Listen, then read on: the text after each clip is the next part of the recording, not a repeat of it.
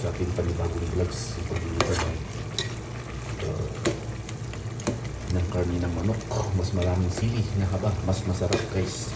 Kaya pag magluto kayo, magandang nilagyan nyo ng mas maraming sili, mas masarap. Yan. Ito ay gagawin kong sinabaw. Hindi pala, adobo. Yan kong adobo. At isasaw ko ito guys. Yung kabatiti, squash na maliliit, yung kabatiti. Kaya i-kiwar-kiwar ko muna guys. Tapos hintayin ko siyang medyo maluto konti. Tapos saka ko ilalagay ang pwede na pala nilagay ito. Kaya pwede nang ilagay ito guys, para mahalo-halo siya. Yan.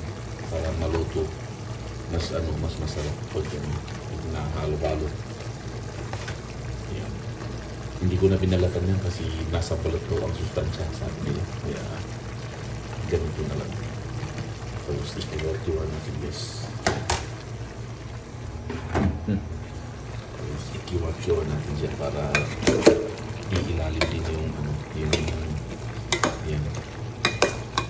Ganun ang pagluluto. Automatic yan guys. Yan. Kiwar-kiwar muna ganyan.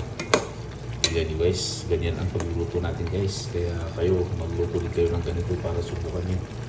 Yan. Shout out sa lahat guys. Please like and share.